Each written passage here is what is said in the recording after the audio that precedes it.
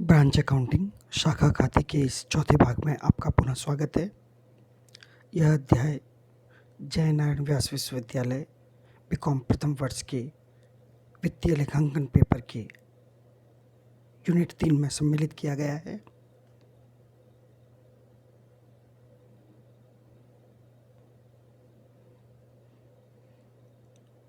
संपूर्ण पाठ्यक्रम आपके अवलोकन के लिए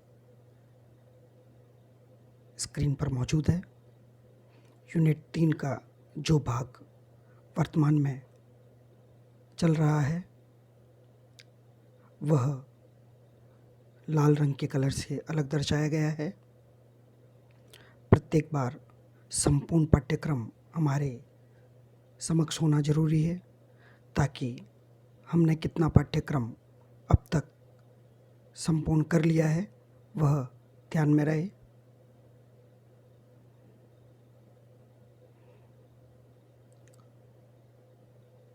शाखा खाते के अगले भाग में हम बात करेंगे stock and debtors method, stock एवं देनदार प्रणाली।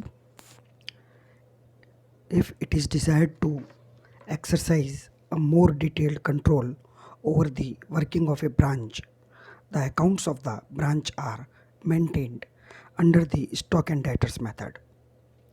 यदि किसी शाखा की कार्यप्रणाली पर विस्तृत नियंत्रण लागू करने की अभिलाषा हो, शाखा संबंधी खातों को स्टॉक एवं देनदार प्रणाली के आधार पर रखा जाता है। The following accounts given on next page are maintained by the head office according to this method. इस विधि के आधार पर हेड ऑफिस द्वारा अगले पेज पर दर्शाए गए अनुसार खातों को रखा जाता है।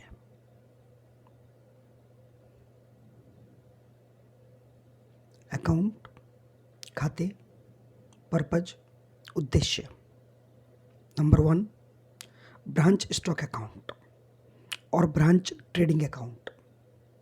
शाखा रहतिया खाता अथवा ट्रेडिंग खाता, एसेटेनमेंट ऑफ शॉर्टेज और सरप्लस, शाखा से होने वाली आय, आधिक्य अथवा कमी, हानि ज्ञात करने के लिए। Branch profit and loss account, calculation of net profit और लॉस, शुद्ध लाभ या हानि का निर्धारण करने के लिए शाखा लाभ हानि खाता। Branch debtors account for ascertainment of closing balance of debtors, देनदारों का अंतिम शेष ज्ञात करने हेतु शाखा देनदार खाता।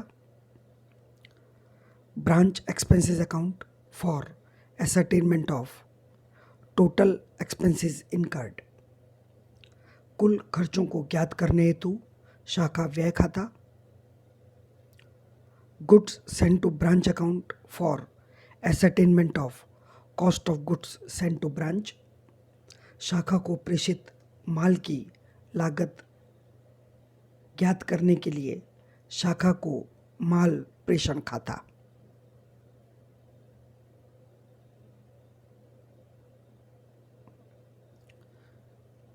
If the branch is also allowed to purchase goods locally and to incur expenses out of its cash collections, it would be necessary to maintain a branch cash account and an independent record of branch assets.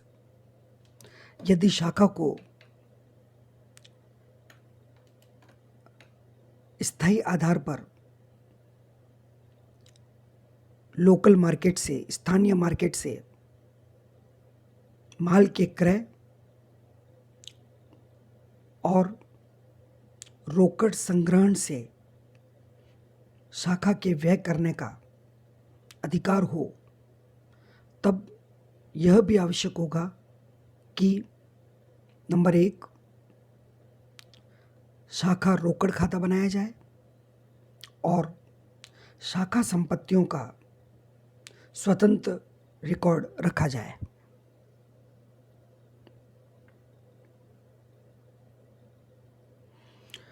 The manner in which entries are recorded in the above method is shown below. Stock and देनदार प्रणाली के अधीन प्रविष्टियों को किस प्रकार किया जाता है उसे नीचे दर्शाया गया है।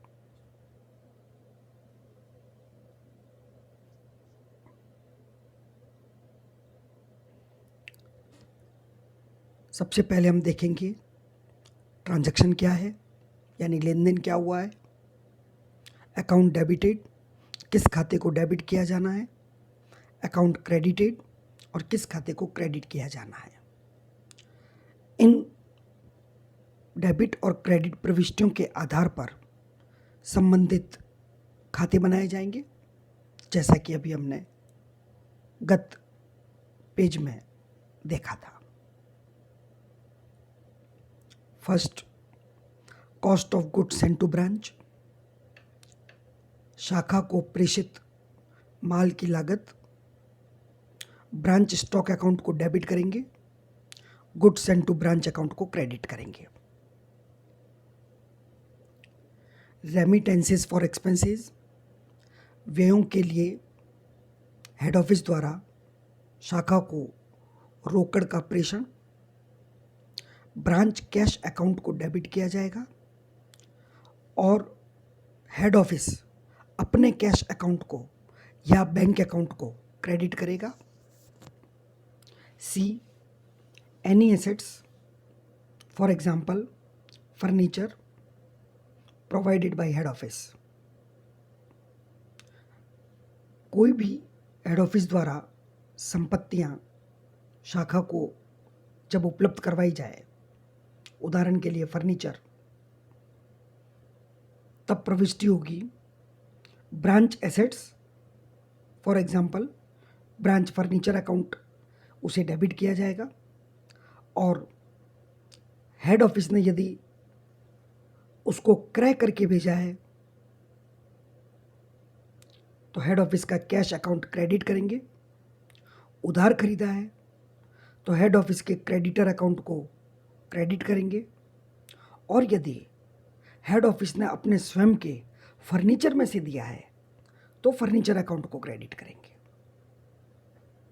Next, cost of goods return by the branch,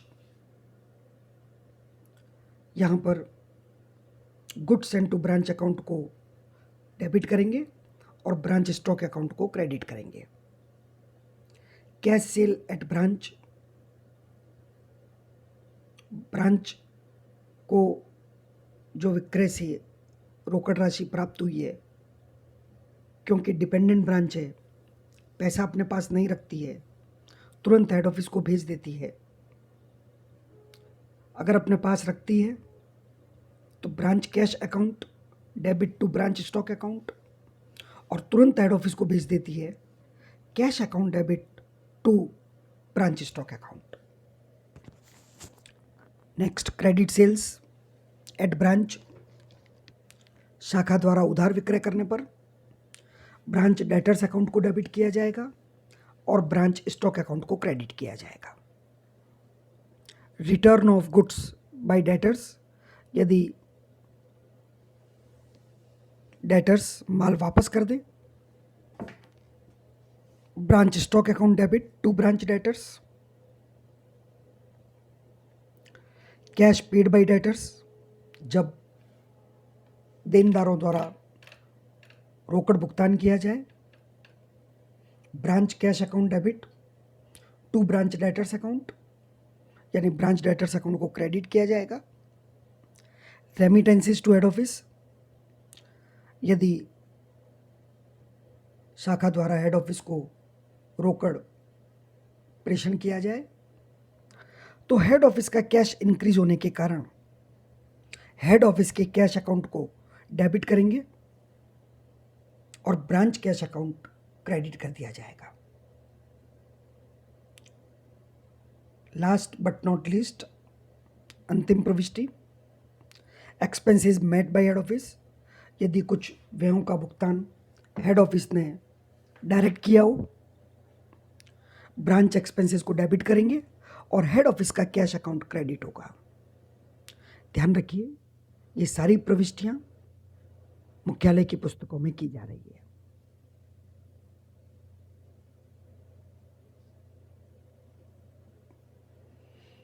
closing stock, अंतिम रहतिया। Credit the branch stock account with the value of closing stock at cost. Branch रहतिया खाते को अंतिम रहतिया के लागत मूल्य से क्रेडिट करते हैं। It will be carried down as opening balance for the next accounting period. इसे प्रारंभिक रहतिया के रूप में अगली लेखांकन अवधि में डेबिट करके ले जाया जाएगा। The balance of the branch stock account after adjustment therein the value of closing stock if in credit will represent the gross profit on sales and vice versa। शाखा रहतिया खाते का शेष अंतिम रहतिये के मूल्य से समायोजन पश्चात यदि क्रेडिट है तो इसका अर्थ है विक्रय पर सकल लाभ, और यदि डेबिट है तो विक्रय पर सकल हानि।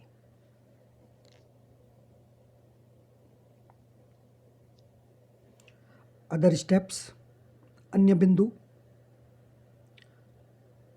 Number 1, transfer balance of branch stock account to the branch profit and loss account.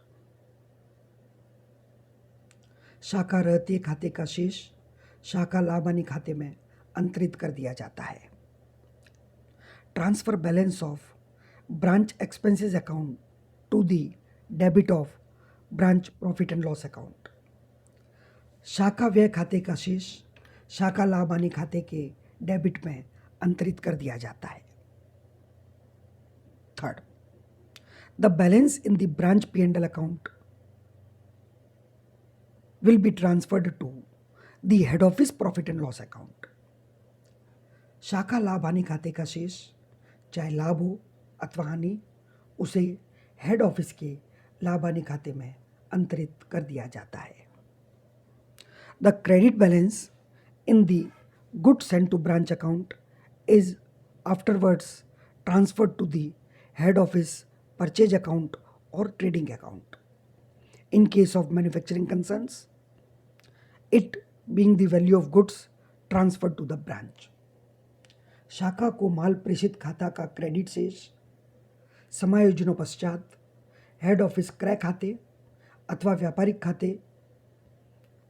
खाते से तब जब फर्म यानी हेड ऑफिस एक निर्माणी संस्था हो अंतरित किया जाता है, क्योंकि यह वह माल का मूल्य है जो शाखा को प्रेषित किया गया था।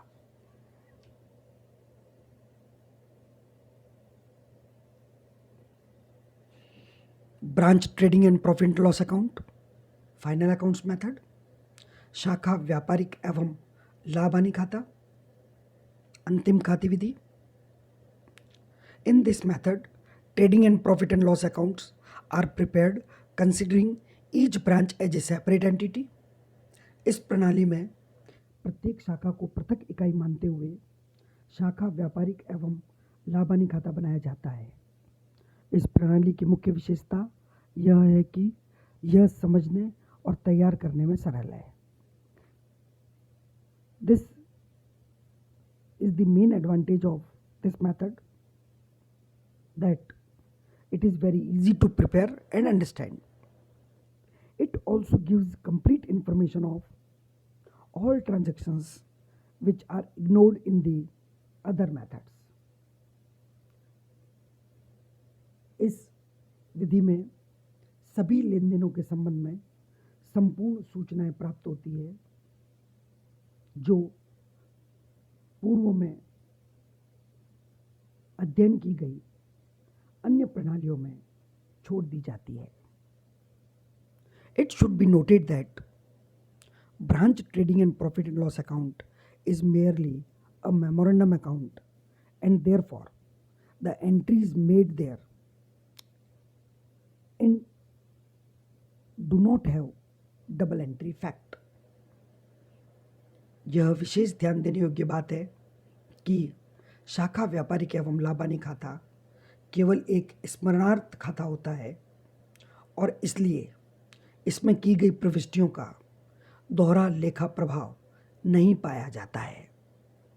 प्राय इस विधि का प्रयोग अन्य विधियों द्वारा ज्ञात किए गए लाभ अथवा हानि को जांचने के लिए भी किया जाता है।